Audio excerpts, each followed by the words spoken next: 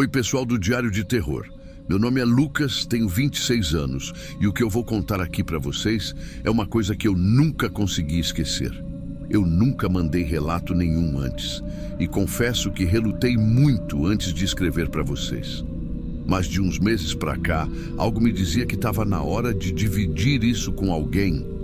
Eu sempre fui do tipo que precisa entender tudo. Sempre precisei ter uma explicação lógica para as coisas. E foi justamente por pensar assim que eu me meti no que eu vou contar agora. Tudo começou há uns anos, quando eu ainda estava na faculdade, numa cidadezinha do interior de Minas. Eu fazia jornalismo e no último semestre a gente precisava apresentar um documentário como projeto final. Eu e meu melhor amigo, o Carlos, decidimos fazer juntos. A gente queria fugir do óbvio, sabe? Todo mundo fazia documentários sobre política, economia, problemas sociais. Mas a gente queria algo que chamasse a atenção. Foi aí que o Carlos sugeriu uma ideia que, olhando agora, eu nunca deveria ter aceitado. Ele falou: e se a gente fizesse um documentário desmascarando umas dessas lendas urbanas? Tipo, pegar uma floresta dessas que todo mundo fala que é assombrada e mostrar que é tudo besteira? Na hora, achei genial. A cidade onde a gente estudava tem uma floresta famosa, cheia de histórias esquisitas. Gente desaparecida, sons de vozes no meio do mato, trilhas que mudam de lugar. Pra gente, era só papo de interior para assustar turista. O nome da floresta é Mata do Cipó. Pergunta para qualquer morador antigo de lá e ele vai te contar alguma coisa estranha que aconteceu naquele lugar. A gente começou a pesquisar, levantando registros de jornais antigos, sumiços nos anos 70 e 80, gente que jurava ter visto luzes estranhas à noite, até um caso de um acampamento destruído sem explicação. Mas o que me marcou foi uma visita que fizemos à biblioteca municipal. Era um lugar pequeno, meio empoeirado. E enquanto a gente folheava umas pastas antigas, uma senhora que trabalhava lá, Dona Odete, se aproximou. Ela devia ter uns 70 anos, pele bem marcada, cabelo preso num coque. Ela olhou os papéis na nossa frente e perguntou: "Vocês vão na Mata do Cipó?" A gente respondeu que sim, explicando a ideia do documentário. Ela ficou calada por uns segundos e depois falou baixinho: "Tem coisa lá que não gosta de ser filmada. Vocês deviam escolher outro lugar." Eu dei um sorriso amarelo, tentei agradecer e mudar de assunto, mas Carlos, todo debochado, respondeu: "A senhora acredita mesmo nessas histórias?" Ela só respondeu uma coisa antes de sair: "Não é questão de acreditar. É questão de saber que tem gente que entra e nunca volta do mesmo jeito." Eu devia ter escutado. No sábado seguinte, fomos cedo para a floresta. Equipamento pronto, lanche e água, nada demais. A entrada da trilha era linda, cheia de árvores altas, aquele cheiro de terra úmida, sons de pássaros por todo lado. No começo, parecia um passeio tranquilo. Carlos fazia piada o tempo inteiro, encenava sustos falsos para a câmera, dizendo que era para dar audiência. Mas logo de cara, uma coisa começou a me incomodar.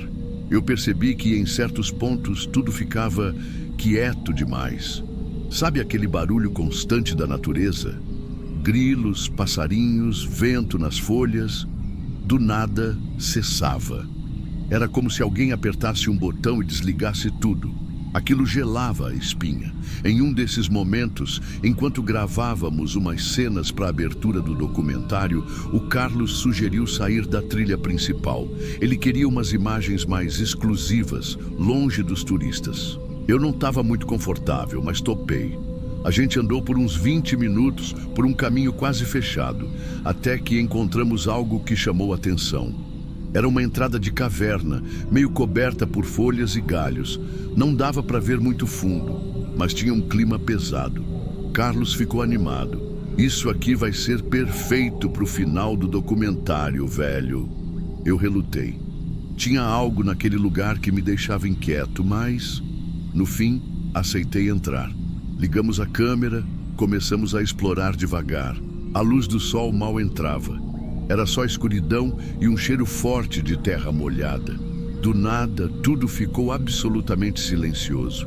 Sem vento, sem som, nem nosso eco voltava direito. Foi aí que ouvimos passos, do lado de fora da caverna. Carlos parou de falar, olhou para mim. Ficamos imóveis, tentando ouvir melhor. Os passos eram lentos, mas nítidos.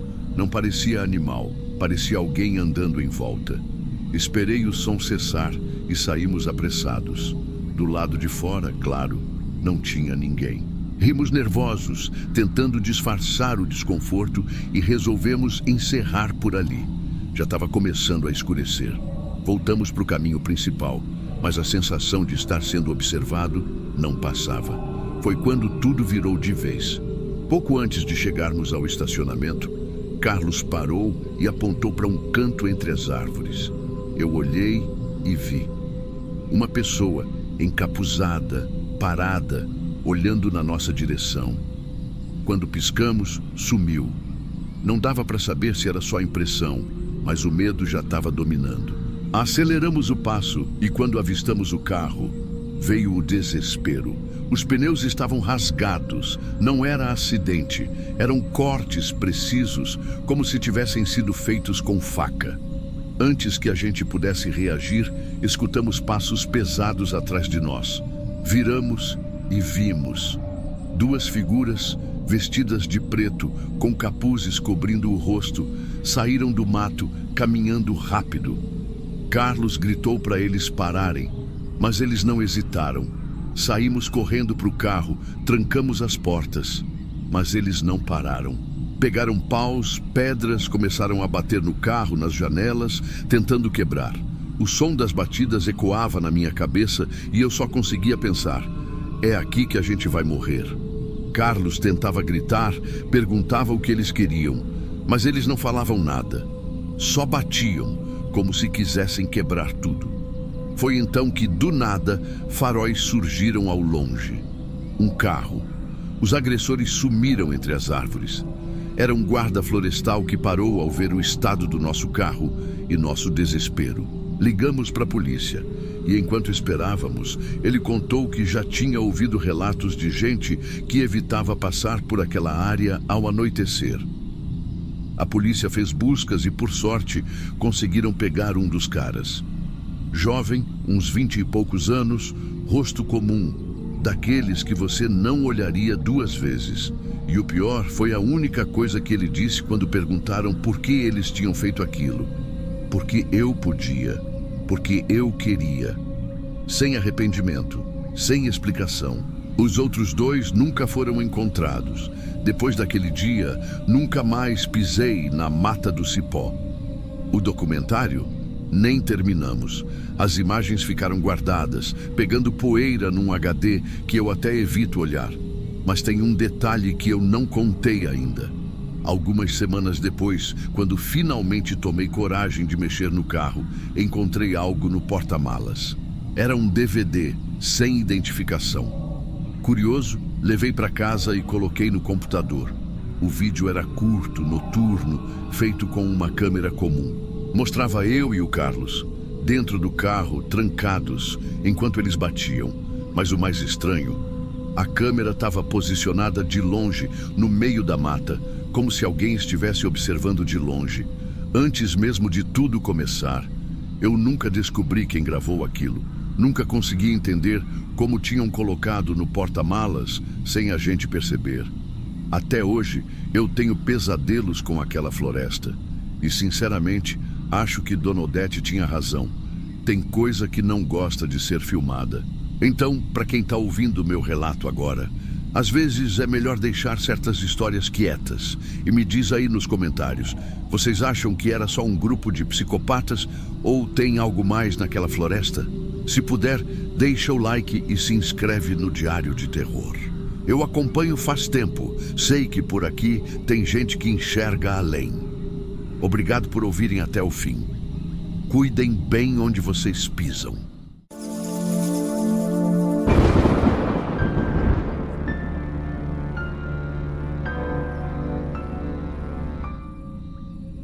Meu nome é Letícia. Eu nunca fui do tipo de pessoa que acredita em destino ou presságios. Sempre achei que essas coisas só existiam em filmes ou em histórias que a gente escuta à noite para sentir aquele friozinho na barriga. Mas o que eu vivi naquele fim de semana foi diferente, foi real. E mesmo depois de meses, eu ainda acordo no meio da noite com a sensação de que tem alguém me observando. Antes de contar o que aconteceu, preciso que vocês entendam uma coisa. Às vezes, o perigo não vem de monstros ou fantasmas. Vem de pessoas comuns que cruzam seu caminho por acaso, ou talvez não tão por acaso assim. Tudo começou no último sábado de verão. Eu e minhas duas melhores amigas, Júlia e Renata, combinamos de fazer uma trilha famosa aqui perto da nossa cidade. Nada demais. Só queríamos aproveitar os últimos dias antes das aulas começarem, tirar umas fotos, dar risada, aquele típico rolê inocente de adolescente. Renata tinha acabado de tirar carteira e o pai dela deixou o carro com a gente. A ideia era simples. Trilha durante o dia, cidade à noite. Mas claro, a Júlia sempre queria dar um jeito de apimentar as coisas. No caminho, ela sugeriu que parássemos num posto para comprar cerveja. Nenhuma de nós tinha 18 ainda. A gente sabia que não podia, mas era aquela coisa, sabe? A adrenalina boba de tentar algo proibido. Paramos no primeiro posto de gasolina que vimos. Era um lugar meio afastado da cidade, velho, com só um frentista e um atendente lá dentro. Enquanto a Renata abastecia, eu e a Júlia entramos na loja de conveniência. Foi ali que ele apareceu. Um homem encostado no balcão, tomando café. Usava uma camiseta desbotada, barba mal feita, boné velho. Não era alguém que você notaria de cara, não fosse pelo jeito que ele nos olhou quando ouviu nossa conversa. A Júlia estava rindo, tentando convencer o atendente a vender sem pedir identidade. O cara atrás do balcão estava quase dizendo não, quando esse homem se intrometeu. Vocês querem que eu compre para vocês? Não tem problema, sei como é. A Júlia abriu um sorriso na hora. Eu, por outro lado, fiquei desconfortável. Não só pelo fato de um desconhecido querer fazer um favor desses, sem motivo aparente, mas pelo olhar dele. Era calmo demais, sem expressão demais. Ele pegou as cervejas, pagou e nos entregou do lado de fora. Enquanto dava a sacola para Renata, olhou direto para mim e falou sem mudar o tom: "Vocês vão naquela trilha, né? Cuidado, nem tudo lá é tão bonito quanto parece." Renata e Júlia riram. Eu agradeci, meio sem graça, mas aquela frase ficou martelando na minha cabeça. Seguimos viagem. Eu tentei não pensar muito, mas, de vez em quando, olhava pelo retrovisor, esperando ver aquele carro velho dele atrás da gente. Não vi. Chegamos no início da trilha, estacionamos e começamos. A princípio, tudo estava normal. O sol filtrava pelas árvores, dava até para ouvir uns passarinhos. A Renata botou música no celular, a Júlia já estava tirando foto, como sempre.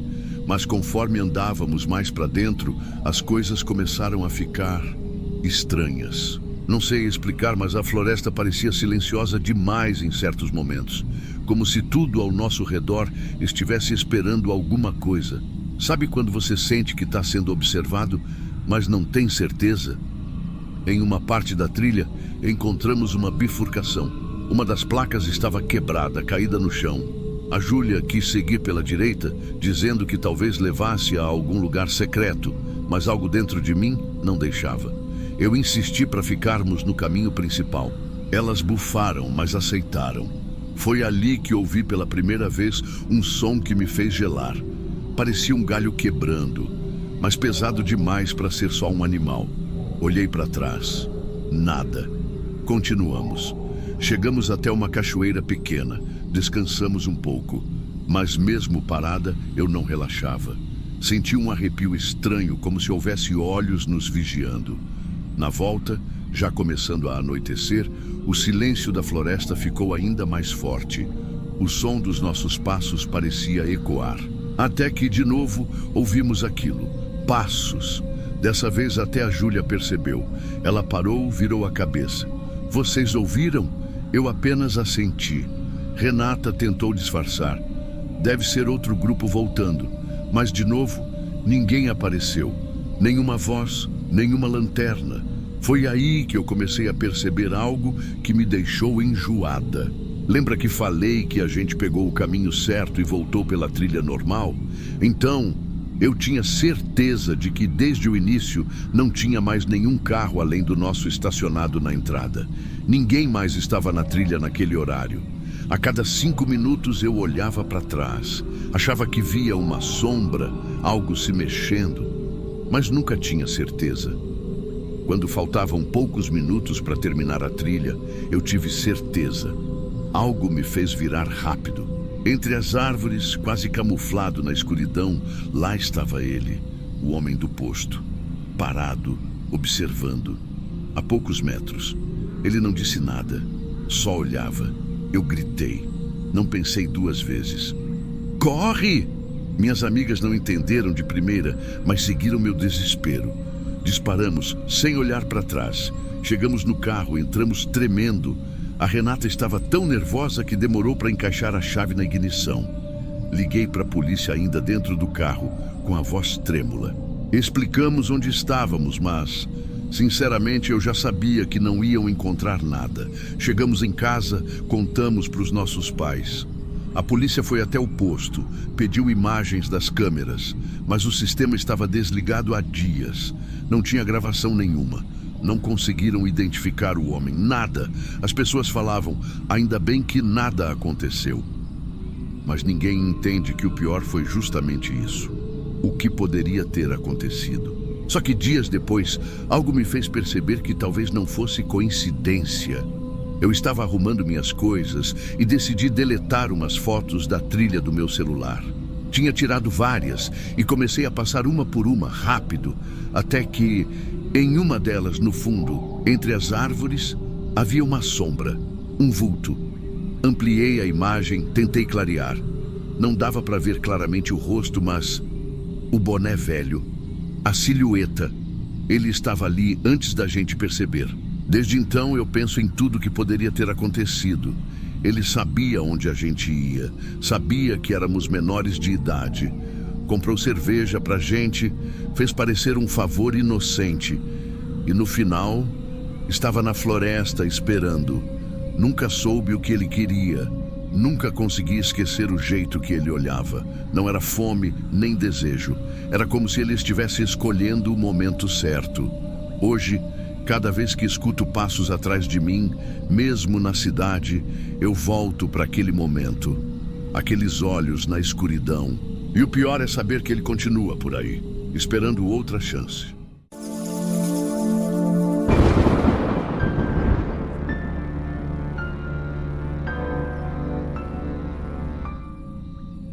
Eu nunca mais voltei naquela trilha depois do que aconteceu.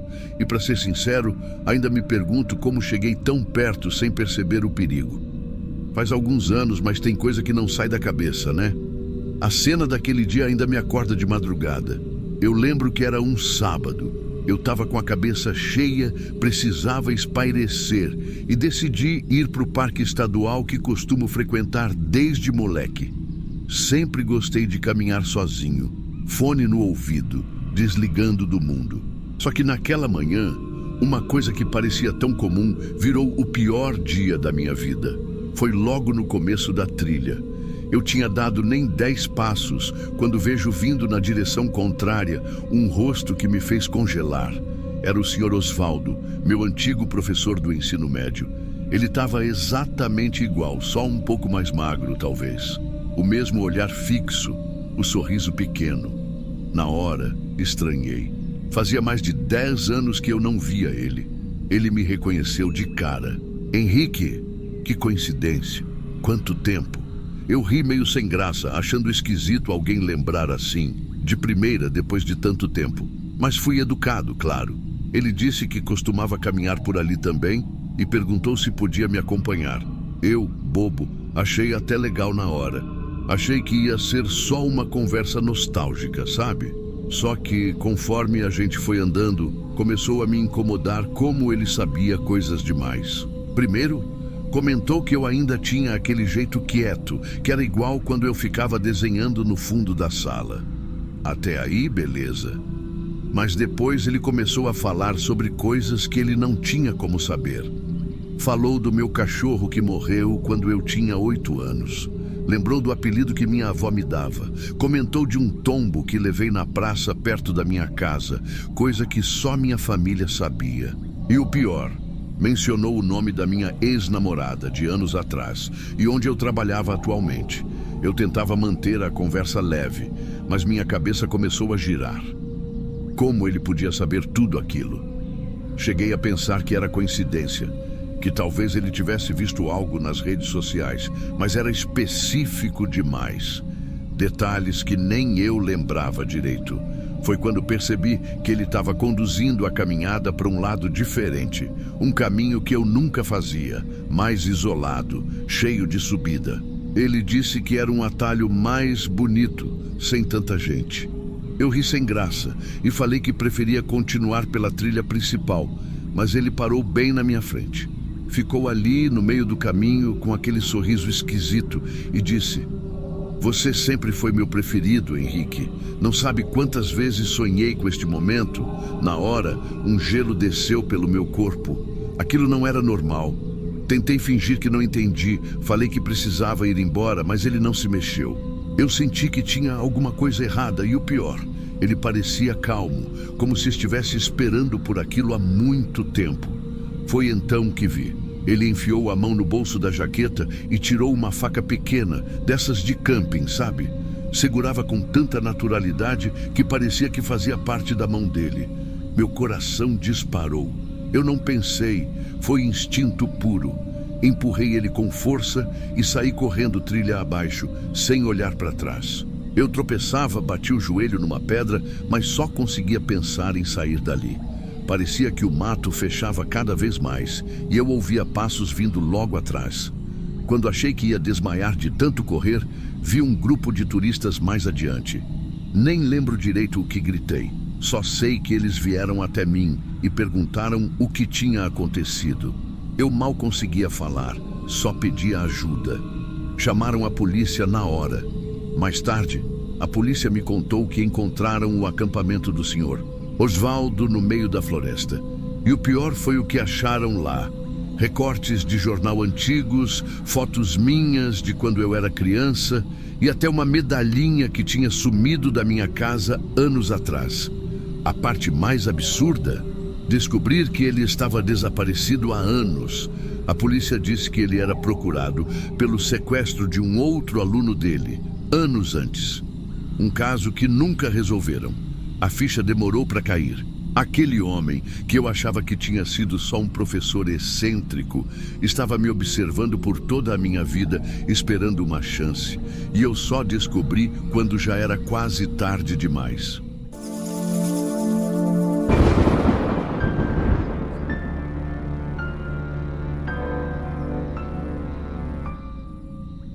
Desde aquele dia, nunca mais voltei para a trilha. E minha namorada, ela também nunca mais foi a mesma. Não estou falando isso como metáfora ou força de expressão. É literal. A Júlia nunca mais foi a mesma pessoa depois daquela caminhada. Quando eu escuto o pessoal falando sobre crises de ansiedade, surtos, até possessão, eu me pego pensando: será que alguém mais já passou pelo que a gente passou naquele domingo? Porque para mim, aquilo foi diferente de tudo que já vivi ou vi alguém viver. E olha, antes de começar já aviso, não tem uma explicação definitiva. Eu tentei buscar lógica, tentei racionalizar, mas até hoje só o que ficou foi um vazio cheio de perguntas. Eu e a Júlia sempre fomos muito parceiros. Namorávamos há uns 4 anos, tínhamos aquela rotina comum, trabalho, amigos, família, e no fim de semana, para dar uma quebrada, adorávamos fazer trilha. Não aquelas trilhas radicais, perigosas. A gente curtia mais as caminhadas tranquilas, contato com a natureza, coisas simples, sem muita gente por perto. A gente até brincava que andar pelo mato era nosso jeito de esvaziar a cabeça, respirar um pouco. E foi assim naquele domingo. A trilha ficava na região da Serra do Cipó. Nada novo pra gente, já tínhamos ido lá outras vezes. Fácil acesso, sem sinal de celular no meio, o que pra nós era até bom. Dava pra desconectar de tudo. Saímos cedo, dia bonito, céu limpo, clima agradável. Tudo certo. No caminho, ela estava daquele jeito que eu conhecia. Rindo, falando das plantas, das pedras diferentes. Era uma versão dela que eu amava ver. Leve, espontânea, mas eu não sei. Logo que a gente entrou mais fundo na trilha, eu senti um negócio estranho. Primeiro foi o silêncio. Não era aquele silêncio gostoso de floresta, com barulho de folhas, vento, passarinhos cantando. Era um silêncio pesado, como se alguém tivesse apertado um botão e calado tudo de propósito. Eu cheguei até a comentar: "Tá quieto aqui hoje, né? Nem parece que tem bicho." A Júlia deu de ombros, não parecia se importar, mas eu não conseguia deixar de notar. Era como se o som estivesse abafado, como quando você entra numa sala cheia de almofada e nada ecoa direito. Segui andando, mas a sensação não passava. Tinha alguma coisa, não sei. Era como se a floresta estivesse observando a gente. Eu olhava para o lado e parecia ver movimento, mas toda vez que encarava de verdade, não tinha nada. Nenhuma pessoa, nenhum animal. Só sombra e árvore. Tentei ignorar, seguir normal, mas algo começou a me incomodar ainda mais. A Júlia ficou calada. Ela, que nunca ficava sem assunto, que sempre puxava a conversa, de repente estava andando na frente, passos firmes, cabeça baixa, não dizia uma palavra. Achei que talvez estivesse cansada. O sol já estava mais forte, o ar úmido. Tirei minha garrafinha da mochila e ofereci. "Quer um pouco d'água?" Ela nem olhou para mim, só balançou a cabeça negativamente, com uma expressão que eu não reconheci. Foi nesse ponto que comecei a sentir um nó no estômago. O jeito como ela estava caminhando, os ombros duros, parecia irritada, mas sem motivo. Fui tentando puxar papo, falando besteira, contando um caso do trabalho, e cada resposta dela vinha mais curta, mais atravessada, até que simplesmente parou de responder. Na minha cabeça, já comecei a ficar alerta. Não era normal. Pensei até em perguntar se queria voltar, mas alguma coisa me segurou. Eu não sei explicar. Era como se, quanto mais eu falasse, mais ela se distanciava. Como se eu estivesse tentando conversar com uma parede. E foi aí que começaram os detalhes pequenos, mas que me marcaram. Teve um momento que eu escutei nitidamente passos atrás da gente. Olhei para trás, claro, nada. Mas não era bicho, não. O som era de passos humanos, rápidos, acompanhando. A Júlia seguia na frente, alheia. Nem parecia ter ouvido. Uns minutos depois, passamos por uma clareira e eu juro que vi algo no chão, meio escondido na terra, como se fosse uma pulseira quebrada ou um cordão. Cheguei a me abaixar para olhar, mas quando cheguei perto, era só um galho estranho, meio enrolado. Mas tudo aquilo somava. Pequenas coisas que iam deixando o ambiente cada vez mais esquisito. Até que chegou num ponto que ela simplesmente parou, no meio da trilha, do nada. Eu cheguei perto, coloquei a mão no ombro dela e perguntei: "Tá tudo bem, Ju?"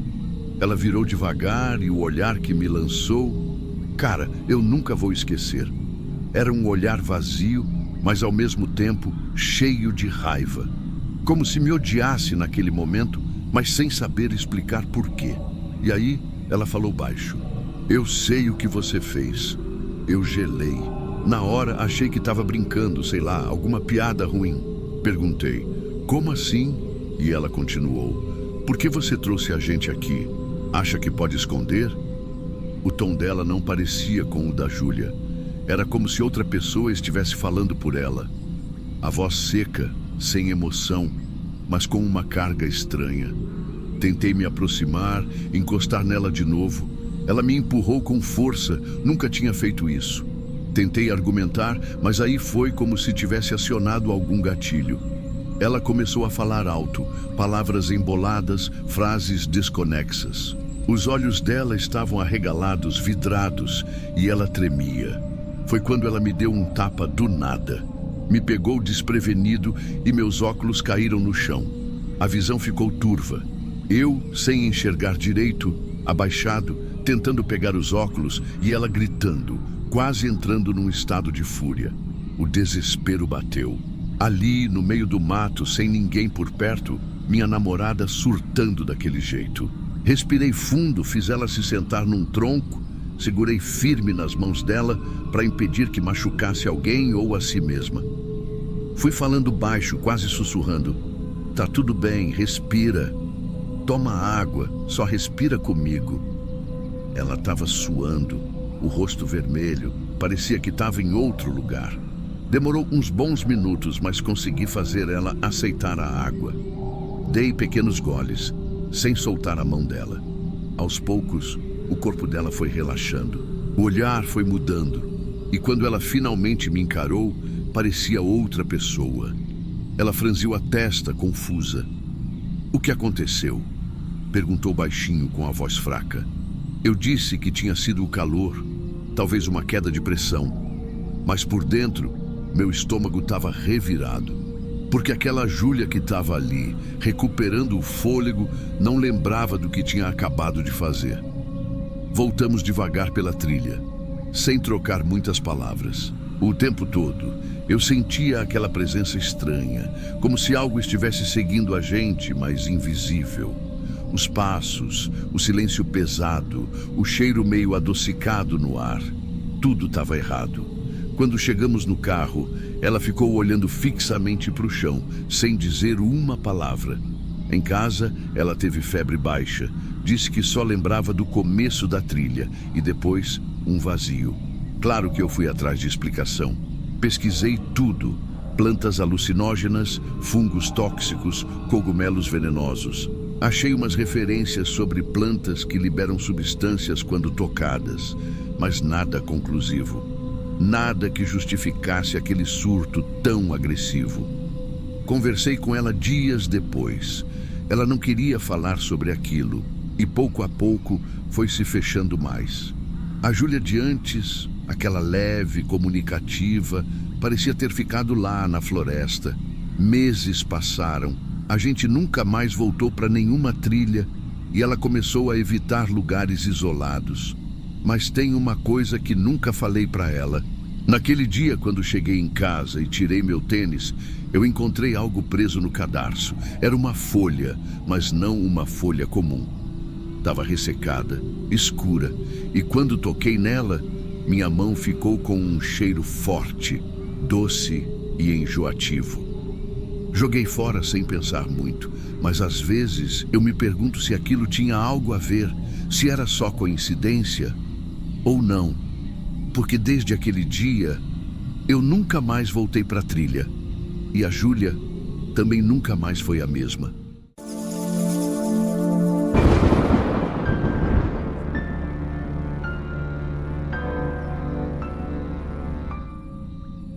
Eu lembro exatamente do momento em que a gente encontrou a Sofia no meio da trilha, como se tivesse acabado de acontecer.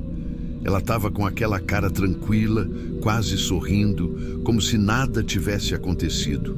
Mas eu juro para você, tinham se passado bons minutos desde que ela sumiu e a gente estava quase entrando em desespero. Foi numa viagem de acampamento. Eu era responsável por um grupo de escoteiras, já fazia isso há uns bons anos. Sempre gostei de acompanhar as meninas, ensinar as coisas básicas de trilha, fogueira, essas coisas. Era meu refúgio, sabe? Um jeito de me desligar da correria da vida adulta, respirar um pouco. Só que naquela viagem, em específico, teve um momento que me fez enxergar tudo com outros olhos. A gente tinha decidido fazer uma trilha famosa da região. Nada demais. Aquelas bem conhecidas, com placas sinalizando o caminho. O céu estava nublado aquele dia, o cheiro de terra molhada impregnando o ar. As meninas estavam animadas, conversando alto, mas Conforme a gente andava, o clima foi ficando estranho. Não sei explicar. O som da floresta parecia abafado, sabe? Como se alguém tivesse abaixado o volume do mundo de repente. A primeira vez que senti algo diferente foi quando paramos para beber água. De repente, eu percebi que o barulho dos pássaros tinha sumido. Um silêncio pesado tomou conta do lugar. As meninas até brincaram. Parece que alguém desligou tudo. Foi nesse intervalo que eu notei que a Sofia não estava ali. Sofia era uma das mais quietinhas do grupo. Sempre ficava andando mais perto de mim. Nunca dava trabalho. Então, na hora que percebi que ela tinha desaparecido, meu coração congelou. Comecei a olhar para os lados, chamando por ela, tentando não alarmar as outras meninas. "Sofia!" Eu gritava, tentando manter a voz firme. Nada. De repente, a floresta inteira parecia ter mudado. As árvores, antes tão bonitas, pareciam altas demais, fechadas demais. O cheiro da terra ficou forte, enjoativo, e uma sensação horrível começou a crescer no fundo do estômago, como se alguém estivesse observando a gente ali, no meio daquela trilha. As outras meninas começaram a perceber. Primeiro, ficaram inquietas. Depois, começaram a perguntar onde ela estava. Quando perceberam que eu não sabia responder, o pânico bateu. Eu tentei manter a calma, mandando todas ficarem juntas enquanto comecei a procurar mais ao redor. Tinha umas bifurcações pequenas, mas era uma trilha segura, teoricamente. Só que quanto mais eu andava e não encontrava nada, mais desesperador ficava. Aquela sensação de estar sendo vigiada só aumentava, como se alguma coisa estivesse à espreita, esperando. Passaram-se uns 10 minutos, e foi aí que do nada eu vi a Sofia. Ela simplesmente apareceu no caminho, caminhando tranquila, olhando para o chão como se tivesse saído para dar um passeio. Sem pressa, sem medo, corri até ela, ajoelhando para ficar na altura dela. "Onde você estava, Sofia? A gente estava te procurando." Ela olhou para mim com um sorriso calmo e respondeu, como se estivesse contando uma coisa boba. "Eu estava conversando com uma amiga. Ela mora aqui. Ela me disse para não ir perto do homem da caverna vermelha." Naquele momento, eu não consegui responder. Senti um arrepio forte subindo pelas costas e minhas mãos gelaram. Olhei ao redor esperando ver, sei lá, qualquer coisa. Mas a floresta estava do mesmo jeito, quietinha, como se nada tivesse acontecido. Só consegui pegar na mão dela e voltar para o grupo. Não falei nada para as meninas, só queria tirar todo mundo dali logo. Naquela noite, já no acampamento, depois que todas dormiram, eu fiquei pensando sem parar naquela frase da Sofia. Quem era essa amiga? Que história era essa de Caverna Vermelha? Tentei não me deixar levar, talvez fosse só imaginação de criança, mas lá no fundo, alguma coisa me dizia que aquilo não era só invenção. Quando voltei para casa dias depois, não aguentei e comecei a pesquisar. Joguei o nome da floresta, comecei a procurar qualquer história, lenda, boato. Depois de muito fuçar, encontrei uns comentários antigos, perdidos em fóruns de trilha. Falavam de uma tal Caverna Vermelha. Era uma caverna pequena, meio escondida, com as pedras tingidas de vermelho por causa do ferro na rocha. Ninguém falava muito dela. Parecia uma daquelas coisas que os moradores evitavam comentar. Aquilo já me deixou desconfortável, mas foi anos depois que tudo fez sentido. Eu já nem trabalhava mais com escoteiras quando vi uma notícia no jornal. Um caçador tinha encontrado ossadas humanas perto daquela mesma trilha. A polícia investigou e confirmou. Era uma menina que tinha desaparecido décadas antes. Nunca tinham encontrado o corpo. Mais estranho ainda, descobriram que nos anos 90, um homem vivia isolado perto dali, numa cabana improvisada perto da tal caverna. Ele era conhecido por ser agressivo e esquisito, mas sumiu sem deixar rastro. O que mais me marcou foi que os restos foram encontrados bem próximos da entrada da Caverna Vermelha. Na mesma hora, voltei no tempo, na trilha, no sorriso calmo da Sofia, no aviso que ela recebeu. Não sei se você acredita nessas coisas, mas eu tenho certeza de que aquela amiga que conversou com a Sofia não era ninguém desse mundo. Era aquela menina que desapareceu anos antes, tentando alertar, avisar, proteger. Desde então, nunca mais fui a mesma. Evito florestas, evito trilhas. Não é medo exatamente, é respeito. É saber que tem coisa ali fora que a gente não entende. E mais uma coisa, eu nunca mais vi a Sofia. Depois daquele acampamento ela mudou, ficou ainda mais quieta. Nunca mais falou sobre a amiga da floresta. Às vezes eu penso em procurar ela, perguntar se lembra daquele dia. Mas, sinceramente, acho melhor não mexer. Tem coisas que são melhor deixar quietas. E você? Já teve alguma experiência assim que nunca conseguiu explicar? Me conta nos comentários. Quero muito saber se só eu carrego um aviso desses até hoje.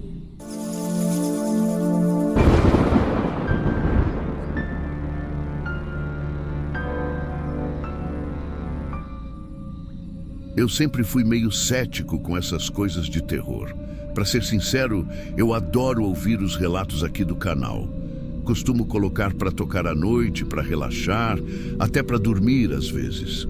Acho interessante, mas nunca fui de levar muito a sério. Sempre achei que essas histórias de floresta assombrada, gente desaparecendo, eram só isso, histórias, um exagero, sabe? Coisa para assustar, para entreter. Só que depois do que aconteceu comigo e com a minha namorada naquela viagem, eu nunca mais consegui encarar esses relatos do mesmo jeito. A gente sempre gostou de acampar. Não aquelas áreas lotadas, cheias de gente com barraca grudada uma na outra. A gente curtia mesmo era procurar lugares mais afastados, onde dava para sentir o silêncio de verdade. Foi assim que, um tempo atrás, a gente decidiu acampar num trecho de floresta pouco visitado. A trilha era até tranquila, mas dava para perceber que quase ninguém passava por ali.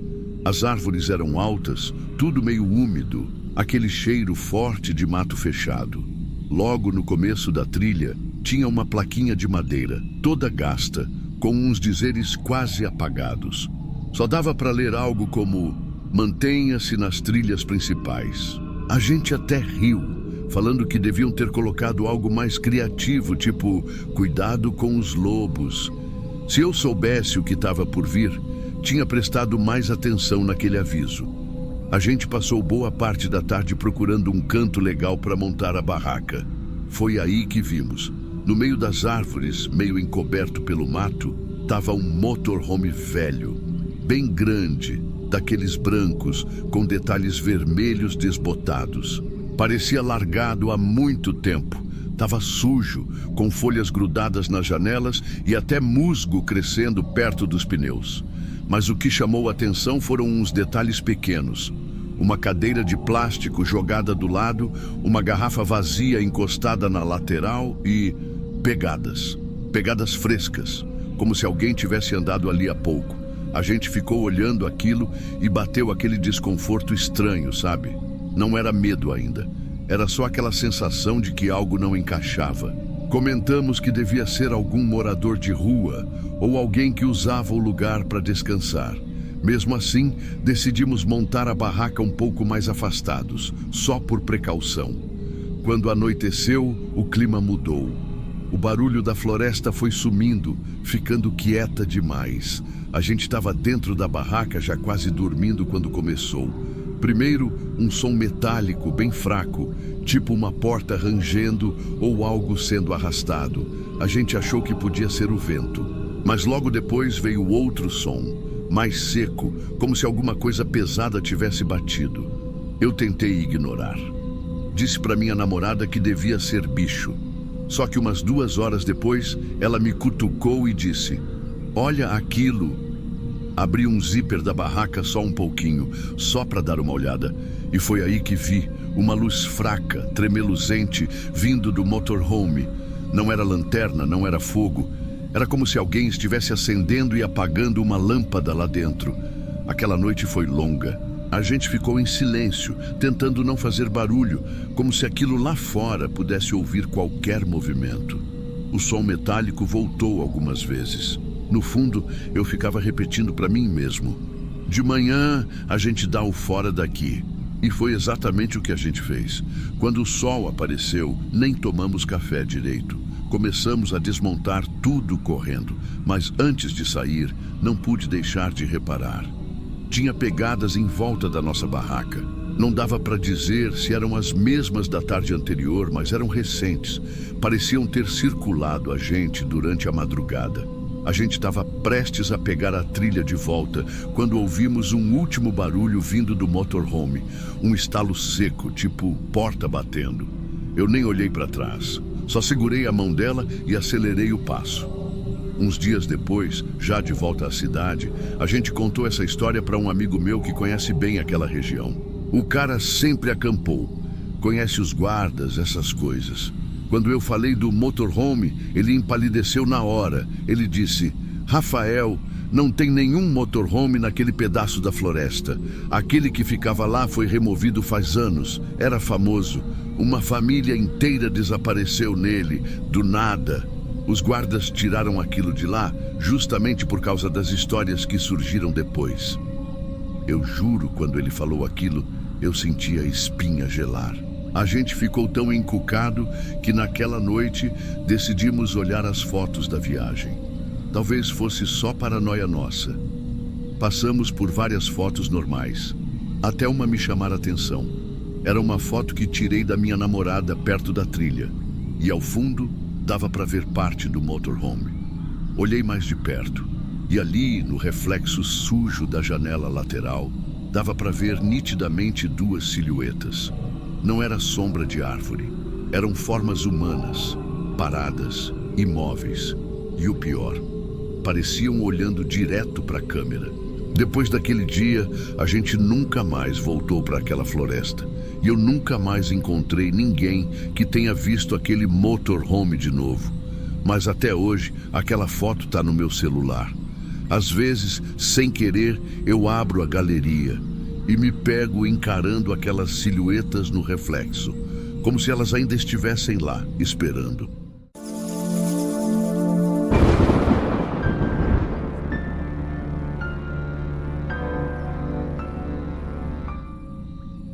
Eu sempre achei que o maior perigo em uma trilha fosse escorregar ou encontrar um animal selvagem. Até o dia em que encontrei aquela mulher. Eu não sou do tipo que acredita fácil em histórias assustadoras. Sempre fui o cara pé no chão do grupo, aquele que tenta achar uma explicação lógica para tudo. Mas o que aconteceu naquela tarde não tem explicação que me convença. É por isso que eu resolvi contar aqui no Diário de Terror. Talvez alguém aí consiga entender o que eu não consegui até hoje. Tudo começou de forma bem simples. Eu e minha esposa, Larissa, junto com nosso casal de amigos, Antônio e Renata, tínhamos combinado de fazer uma trilha, coisa que já vínhamos planejando fazia semanas. Era para ser um escape da rotina, uma daquelas caminhadas que você faz para limpar a cabeça, sabe? O dia amanheceu esquisito, o céu estava pesado, aquele cinza sem vida. A previsão era de tempo nublado, mas sem chuva.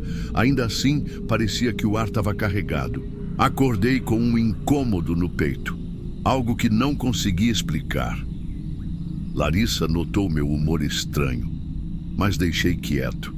Não queria estragar o passeio antes mesmo de começar. No caminho até o local da trilha, pouca conversa. Só o som dos pneus na estrada molhada. Sim, porque já tinha chovido à noite, o chão ainda estava úmido. Quando chegamos no estacionamento da trilha, outra coisa chamou minha atenção. Um carro velho parado num canto, meio escondido entre as árvores. Era um modelo antigo, daqueles que você nem vê mais rodando. Os vidros estavam sujos, com folhas grudadas, e parecia abandonado. Fiz uma piadinha sobre alguém ter largado o carro ali e esquecido da vida, mas por dentro algo me incomodava. Sabe aquele tipo de detalhe que não faz sentido, mas você tenta ignorar? Começamos a trilha. Nos primeiros minutos, tudo tranquilo. Caminho bonito, verde, um silêncio até agradável. Mas conforme a gente ia andando, o clima foi mudando. O ar ficou mais parado, a mata parecia mais densa e os sons normais da floresta, pássaros, insetos, foram sumindo. Larissa até comentou: estranho como tá silencioso, né? E foi aí que caiu a primeira gota. Uma, duas. De repente a chuva veio grossa, pesada, daquele jeito que não te dá nem tempo de se proteger. Não esperávamos aquilo. Tentamos seguir mais um pouco, mas a trilha virou um lamaçal, difícil de caminhar. Decidimos voltar.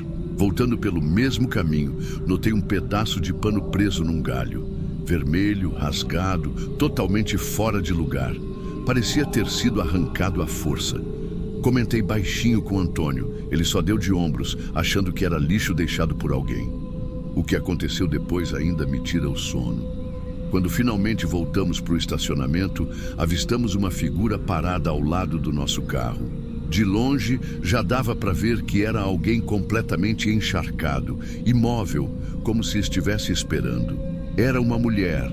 Ela estava com roupas velhas, um casaco grosso grudado no corpo molhado, o cabelo caindo no rosto. E o mais estranho, o rosto dela estava coberto de sujeira. Lama mesmo, como se tivesse rolado no chão. Ela não olhava pra gente, nem pro carro. Só ficava ali, cabeça baixa, braços caídos. Nos entreolhamos sem saber o que fazer. Renata foi a primeira a falar. Gente, será que ela tá perdida? Antônio tentou perguntar se ela precisava de ajuda. Nenhuma reação, nenhum aceno, nenhum som. Parecia uma estátua. Confesso que uma parte de mim queria simplesmente entrar no carro e ir embora. Tinha algo nela que não era normal. Mas como você vai deixar uma pessoa naquele estado, no meio da chuva, no nada? Larissa se aproximou devagar, perguntou de novo se ela precisava de ajuda. Dessa vez, sem falar nada, a mulher deu um passo em direção à porta de trás do carro. Só entrou, sem olhar, sem pedir, sem agradecer. O ar dentro do carro ficou pesado imediatamente. Eu sentei no volante, Larissa ao meu lado, Antônio e Renata atrás, com a mulher sentada ao lado do Antônio. Todo mundo em silêncio. Ela não dizia nada. Ficava com os olhos baixos, mas não sei explicar. Parecia que ela observava tudo sem precisar levantar a cabeça. O plano era simples: dirigir até o posto mais próximo e pedir ajuda. Estava a uns 15 minutos dali, mas foram os piores 15 minutos da minha vida. No começo, Larissa tentou puxar conversa. Perguntou o nome dela, se ela estava bem, onde morava. Nada. A mulher nem piscava. O barulho da chuva no vidro era o único som. Eu olhava pelo retrovisor e o que mais me incomodava era o jeito como ela parecia vazia. Sem expressão, sem vida, como se fosse uma casca vazia. De repente, do nada, ela começou a rir. Um riso seco, alto, que ecoou dentro do carro. Aquilo gelou meu sangue. Antônio tentou segurar o braço dela, pedindo para ela se acalmar. E foi aí que tudo desabou. Ela puxou algo do bolso do casaco, uma lâmina pequena, enferrujada, e sem aviso começou a se debater, gritando, tentando agarrar o Antônio enquanto gritava palavras desconexas. Eu tentei manter o carro na pista, mas entre a chuva forte, o desespero e os gritos perdi o controle. O carro derrapou, bateu na vala com força. O impacto foi seco, todo mundo sacudido. Antes que conseguíssemos entender o que estava acontecendo, ela já estava com a lâmina erguida, apontando direto para Renata, depois para o Antônio. Falava baixo, mas com uma clareza assustadora. Dinheiro, agora. Não era um assalto comum. Era algo mais frio. A forma como ela falava, como se já soubesse o que queria desde o início, sem um pingo de emoção. Larissa puxou a carteira tremendo. Antônio também. Eu entreguei a minha. Ela pegou tudo, sem pressa, e antes de abrir a porta, olhou direto para mim. Nunca vou esquecer.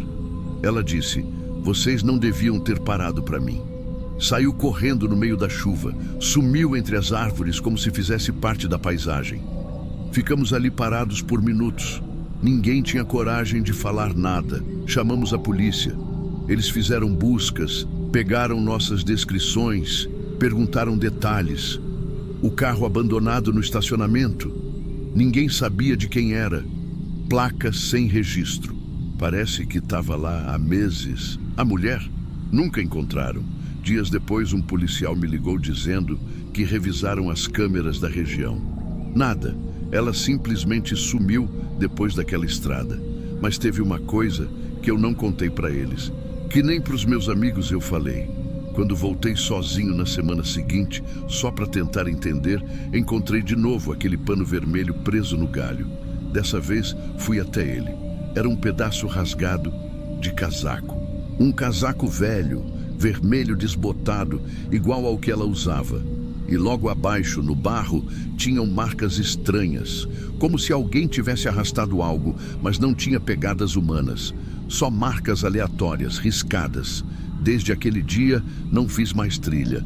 Evito até dirigir em dias de chuva, porque o que ficou, mais do que o medo, foi a sensação de que aquela mulher não era só uma pessoa perdida. Era como se a gente tivesse cruzado um caminho que não devia. Como se ela estivesse ali, esperando alguém parar. E a última coisa que ela disse ecoa na minha cabeça até hoje. Vocês não deviam ter parado para mim. Se você chegou até aqui, me conta nos comentários o que você faria no meu lugar. Você teria parado? E claro, se gosta desse tipo de história real, se inscreve no Diário de Terror. Aqui, cada relato pode ser o próximo pesadelo.